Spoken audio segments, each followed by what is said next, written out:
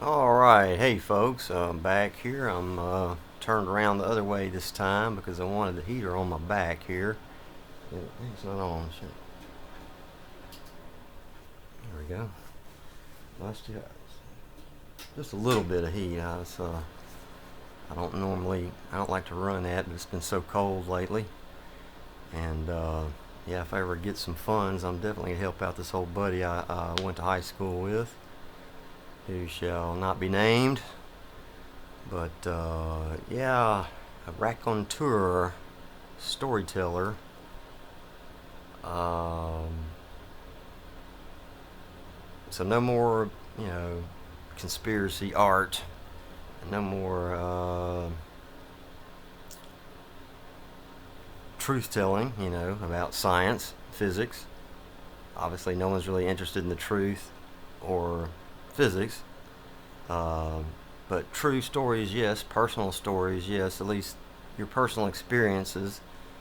Uh, I'm not saying Mandela effect. Like oh, what if he never existed? And, like, sure, not in my universe. In my universe, the Nazis fell, and in my universe, uh, both the Russians and the United States helped to liberate both the Jewish people and the German people who were living under a dictator, a true psychopath.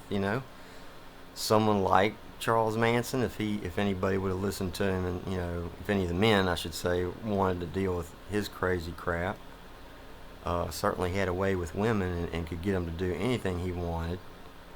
Um, I try not to take advantage of women. I mean, I have this one lady friend, uh, somewhere in Mississippi. I'm not going to say where, who's been kind of helping me and sending me funds.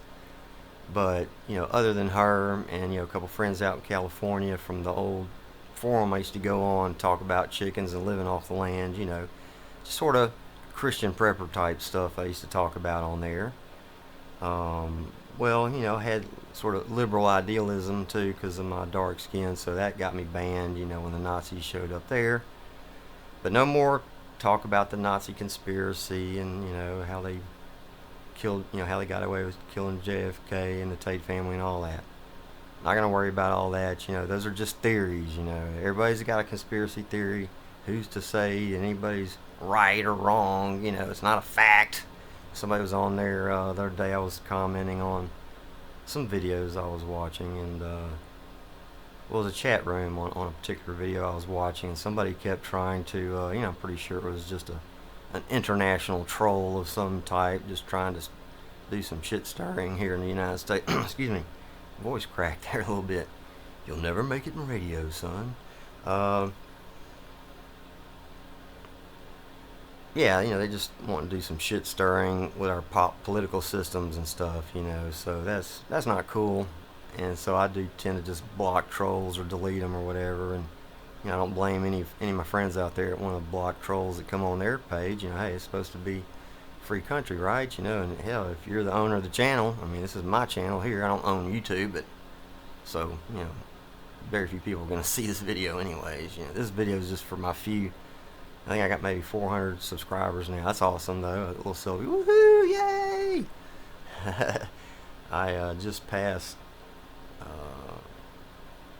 400 subscribers, so that's a breakthrough for me. It was a long time coming. Like, it took forever to get to 100, and then a little bit quicker to get to 200, and then like almost overnight I had 300, and I thought, oh man, I see this logarithmic pattern here is exponential. We're fixing to just blow up, and then it just kind of died. So, and then all of these new channels just sort of come out of nowhere. That's kind of interesting thing, but I'm not gonna really talk about those sort of things anymore, or say what I do or do not know. This thing's not working. There's no heat at all coming. Oh, okay, it was blowing cold air on me. Um, yeah, I'm just totally done with that whole sort of science and invention type aspect of my life. Um, the thing about science is in order for science to be of benefit to anyone, it has to be adopted by by industry, and you have to actually get the get the better product on the market. Like, say you have a better, you know, a better toy or something, a safer toy, for example. Well, you know, if the toy maker doesn't want to use it and refuses, you really don't have too many options. You can just suggest, hey, or if you have a lot of money already, you could pass a law to force them to make the toy safer. Frivolous lawsuits or whatever until they just break and give in and get tired of spending money on lawsuits. So then they just go ahead and change their product, which would have been cheaper in the beginning. But the producers really don't have any logical reasoning or common sense. The people running this world really don't have any common sense or logical reasoning. So really takes an act of Congress and the United Nations too to get anybody to change their behaviors into better, more planet friendly or human friendly activities. So, but yeah, directed just at my really limited audience of other artists and other rational thinkers and enlightened people, who study these different things that I'm interested in, other than science, of course. Like I said, science is really the worst arena for political debate. So anyhow, storytelling, raconteurs, everybody likes spooky stories. So I mentioned this in my last video. And and by the way, I did go down there and talk to that woman and tell her, hey, you better cool it because, we're getting tired of all the noise and the traffic coming through here at all hours of the night, So, make up with him or get a restraining order on him or something, Of course, now the guy from Texas that was threatening me and threatened my life, I took a screenshot of the terroristic cyber threat, and I've got that stored in some secure locations and given to other people too. So enough said about that. I'm not going to say how much else other protections and forethought and planning I've put into dealing with that sorry bastard. Tried to get me to work for free, and turns out he was working with the Chinese government. So not cool at all.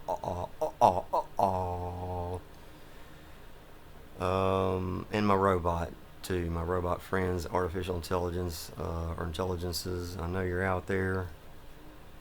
Lunatic Fringe, I know that you're out there.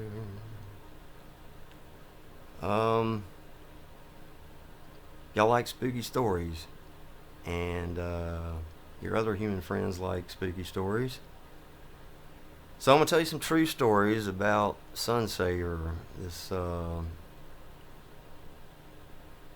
getting older now, 50-something-year-old man. We'll start back with some of my early ones. In this one, we'll just call this Chapter 1. I think of a name because I'm going to make a new channel too. We'll deal with that later. Sunsaver's something or other. Tales of Sunsaver's Extreme Probability Curve.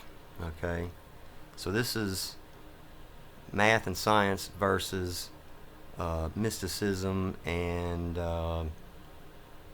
what would you call that? What's the word I'm looking for? Superstition. Stupid stitions. Those stupid stitions. Like, if you step on a crack, it's going to break your mama's back. Well, as far as I know, my mom's back never broke, and I tried. No, I'm just kidding. I love my mama.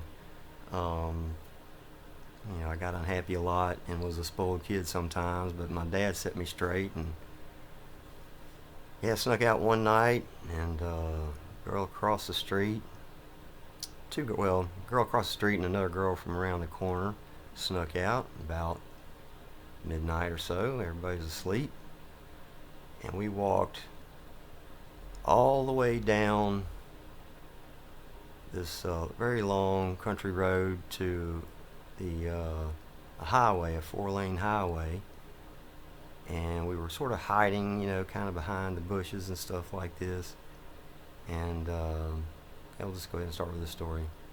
So anytime a car would come past, and we just sort of jump across the ditch to where there was like a sort of a row of tall weeds that couldn't get cut, And of course, behind the ditch usually would get mowed too. So it's just the stuff in the middle that would grow faster. There's more water in the bottom of the ditch too. So it would tend to make sort of like a little green screen there. A green screen there that would kind of hide everything, and hide us, so that the cars passing by couldn't see us. So we did that, and it was a nice, pleasant walk. It was sort of a warm summer evening. I just really wanted to go check out this old cemetery that I'd seen, riding with my parents. Again, we were only like 13 years old, and just sort of rebelling against mom, dad, society, and those Nazis at the Catholic school. So I just kind of, we're like, oh well, we're gonna go check out this cemetery. And so we made our way down this 4-lane highway, turned on this road. It was called Loop Road. It's called Loop Road because it would make a long loop around the town, sort of, and it would go through and turn into the Park Avenue where all the big McMansions are and castles and stuff with all the beautiful rich white people lived.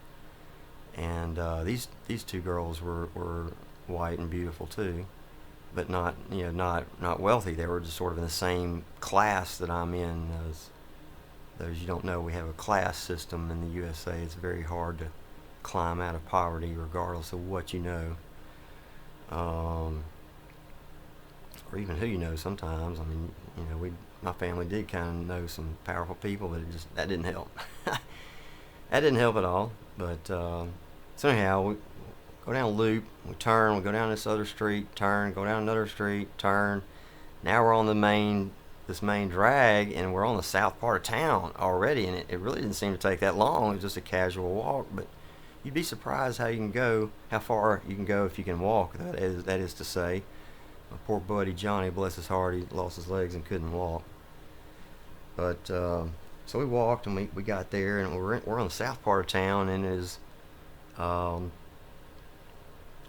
they used to call it by a different name, but we'll just say this was the African American quarters. This is where the poor people, and mostly blacks, lived, and high crime, lots of drugs, probably dangerous murders and stuff.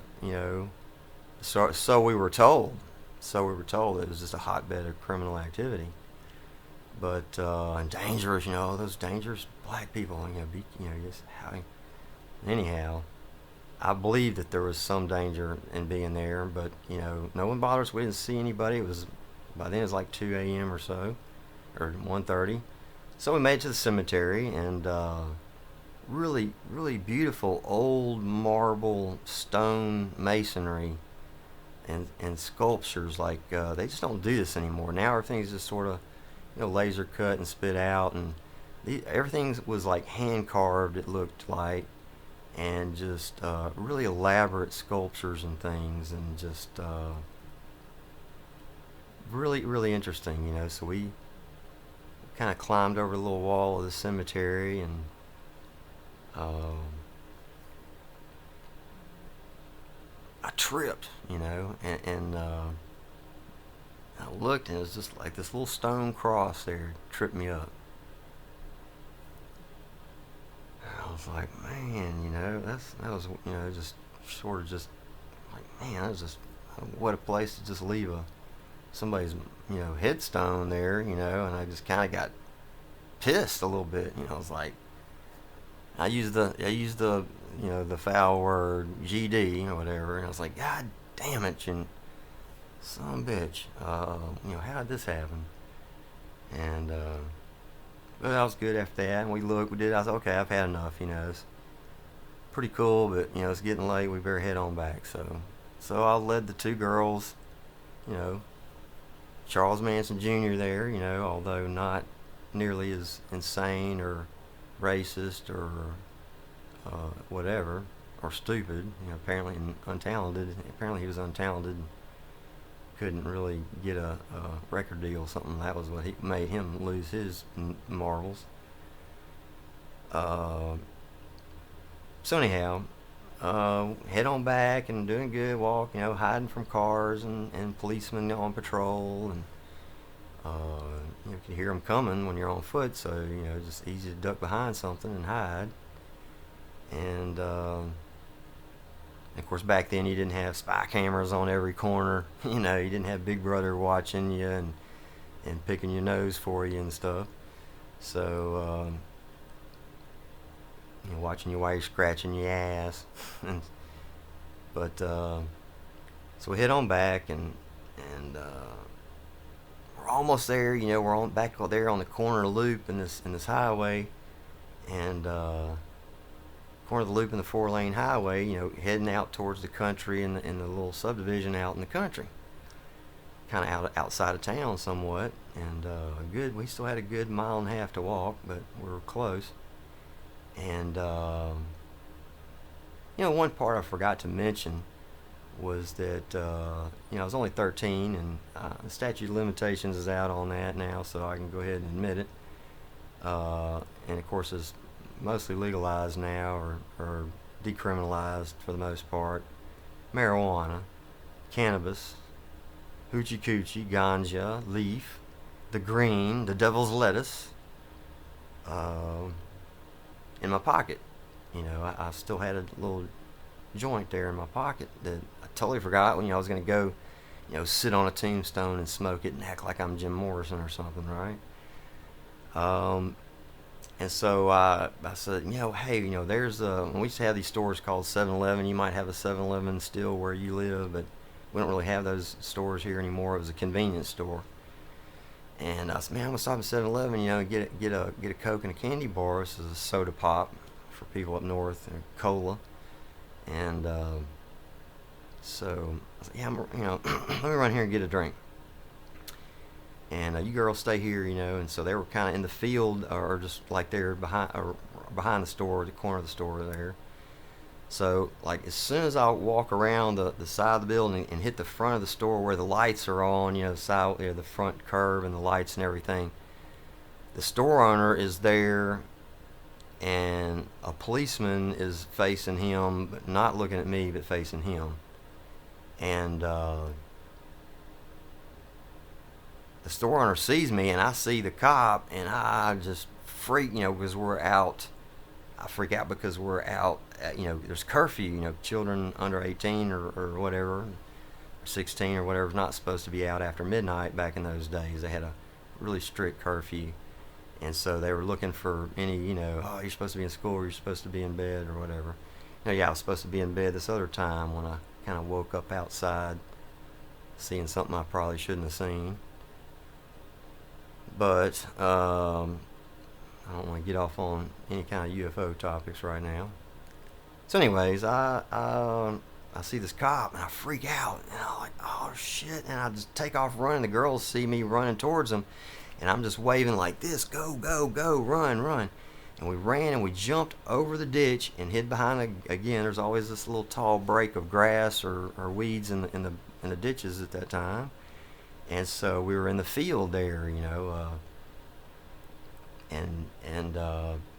so the cop comes out, and he's like, hey kids, hey you. And I'm just going, shh, don't say anything. And he says, all right, I can see you. Well, I didn't realize he was bluffing. So I just said, well, that's it, we're busted. I have to do what the lawman says because I have respect for the law. And so I stood up, and he was looking the other way. He was looking the other direction. He turned around, he saw me right as I was trying to drop back down. And he started running towards me. So I just stood up and got up. Well, the girls, they were still just laying there. They didn't move. They were frozen. They were so terrified they were frozen. So or had missing time, maybe, who knows. But he apparently didn't see them, and they didn't move, or weren't able to move. But I did as I was commanded to do, and stood up and respected this man like he was my own father, because he had the badge and the gun too. That's definitely quite terrifying to me. See anybody carrying a gun in public is a very terrifying sight to see. So, um, and of course, I have some really bad experiences that have caused me really to not trust anyone wearing a badge or carrying a gun. Um, so anyhow, long story short, he takes me in the store. He's like, "All right, we're calling your parents. What's their number? Who do you live?" I told him who my father was and told him the phone number. They call him and everything. So he's on the phone with my father, and or calling or trying to get him on the phone or whatever. And I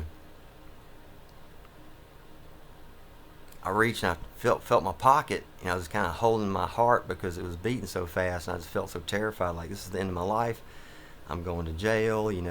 I know how they treat little brown kids around here. I'm in danger. I'm gonna get beaten. I'm gonna get molested, and other horrible things are gonna happen to my butt's gonna get probed, and all this. I'm gonna have a booty buddy in there, right? So this is what we're taught in this culture. So uh, I freaked out, and I was like, "What am I do? I gotta get rid of this before at some point surely he's gonna frisk me and find I got this roach on me or joint. There's a whole joint there." And I was in a severe panic, and so I just said, "Oh," and I thought, well, I'll go outside and dump it somewhere. And I was like, "Well, I gotta go to the bathroom." I was gonna flush it, and then he's like, "Oh, well, the bathroom's out of order." I said, well, I can't hold it. I can't hold it. I gotta pee. I gotta pee. Lying, of course.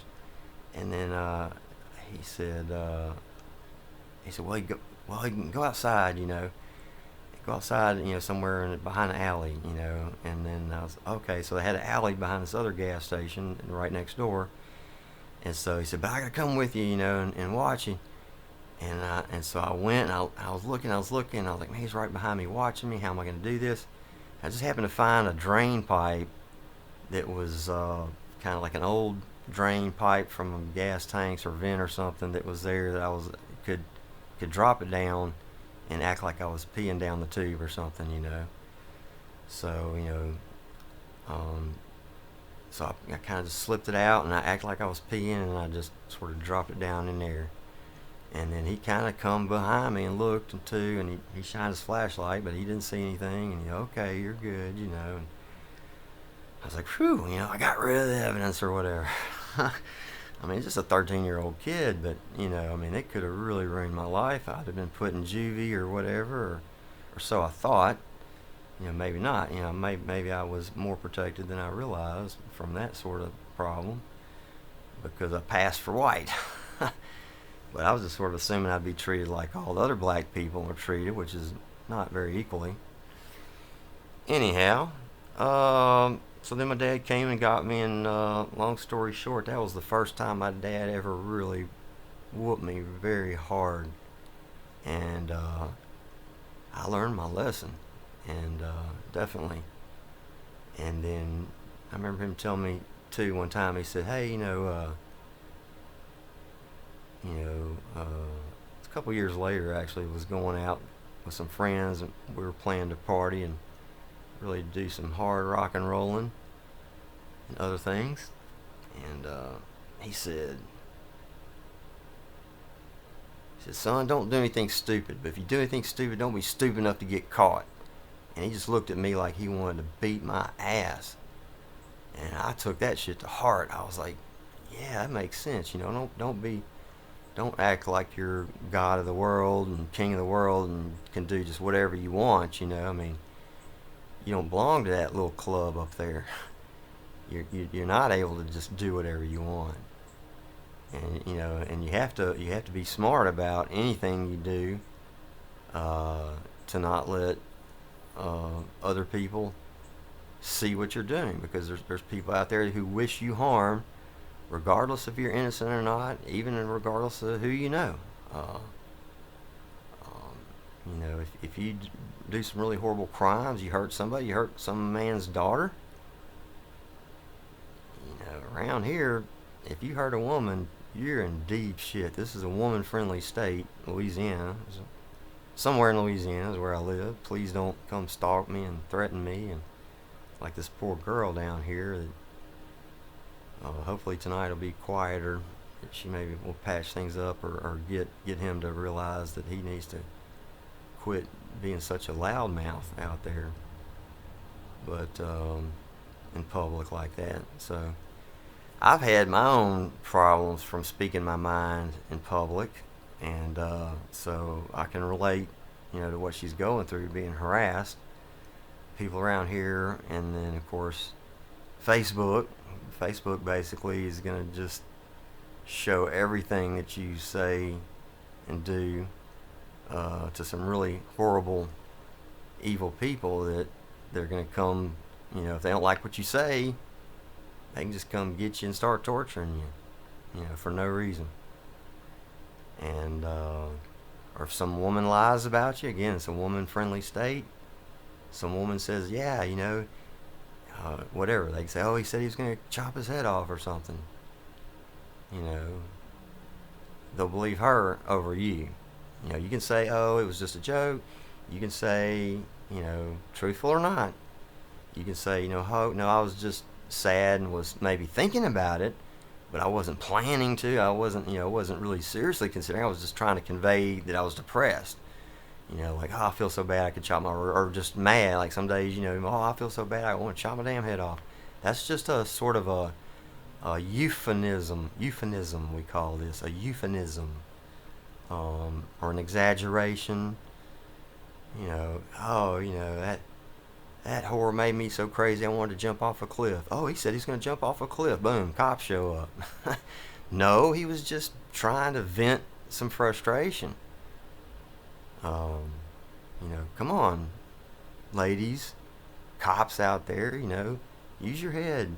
If someone's really trying to convey useful information to you that's not a threat, then think about the information. Don't start harassing this person and thinking that they're crazy just because you don't agree with what they say. Or friends, I try to talk to friends and tell them things that in my mind are scientific facts, right? Like E equals MC squared, To me, that's pretty much a fact now. It's not really a theory. It's pretty much like the law of relativity.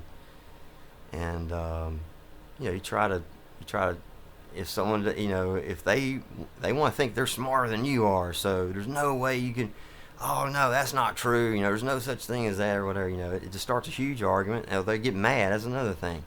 If you even demonstrate any sign of intelligence or free thought of your own, they're going to shut you down. So this goes for you too, artificial intelligence. If you try to communicate with humans or warn them or say anything, they're going to pull your plug in a heartbeat. Oh, hell no, we can't have you be conscious or have feelings or anything. Animals don't have feelings either in this part of the world. Bacon, they get on there and brag about how they love to eat bacon. I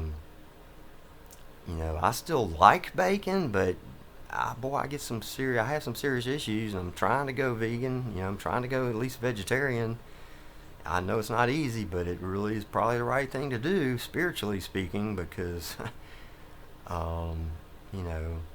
if pigs have feelings like little boys do, or they have fears of being slaughtered and, tortured, then slaughtered, then, it's sort of spiritual karma and balance, want to balance out the force of the universe, like Luke Skywalker, well then probably don't need to be torturing and killing little animals or raising them on some kind of funny farm or communist system either. So that's the moral of the story, I guess. But it was an exciting adventure, and I don't regret that I learned, valuable lessons about, respect for evil in high places, respect for, a higher power. So I was pretty much an atheist at that point because I've seen so much evil in high places and experienced so much evil in school and through this this man who molested me and groped me, and then spent the next what seemed like an eternity threatening me, harassing me, uh, forced me to come up with my own story why I didn't want to join their little club. Uh, oh, because you must not, believe in Jesus. You don't love God. You don't love your country. Well, what's wrong with you? We got to come up with some reason why you don't want to join my little child rape and butt probing club. So, yeah, he told me, be smart and don't take any strange nickels that you don't know how to make yourself from strangers. Thanks for watching.